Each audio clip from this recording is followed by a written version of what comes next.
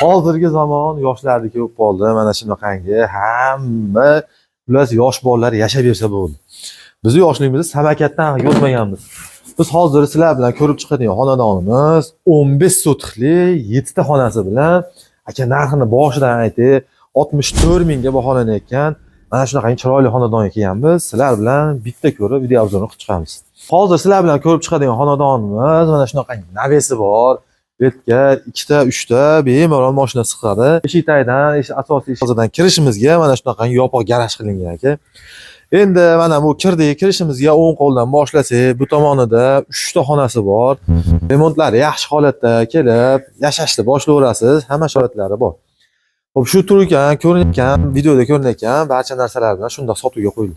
Bu tomoni mana katta joy aka. Bu yerda xoling ertalab turib yuguring, xoling ziloniy zonaga joy ajrating. Xoling yana qo'shimcha qilib qurib uy quring, o'zingiz uchun yashagani yetarlicha joy bor. Hayolingizga nimaga kelsa qilsangiz bo'laveradi. Bu tomonida kirishimizda chap qo'lda mana yana 3 ta xonasi bor. 3 xonasi ham yashashga tayyor, oldin naves qilib qo'yilgan, remontlari yaxshi holatda turibdi. Hozirgi manzilimiz Qo'shtepa tumanida, Beshkapada, 29-maktab yonida 15 sotixli aka. Joyi ham keng, oldi ham bor, oldida oqin suvlari bor aka. Hamma sharoitlar bor, suv suvetlari bor bu yerda. O'zini orqa tomonda chorva boqishga, yopiq ayvon qilib, uni ham chorva boqishga joy qilib qo'yishgan. Bu yerda ham bog' qilsiz ekan, bog'i ham juda zo'r joy bo'ladi. Ser unum betlar ham, ser daromad, hamma yo'g'i nima eksiz shuni ekilib ketaveradigan yaxshi joylar ekan.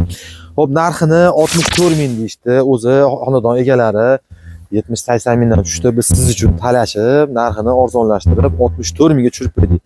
Yana bitta kelib ko'ring aka. Narxini arzon qilib, yana ortiqcha kelishtirib beramiz.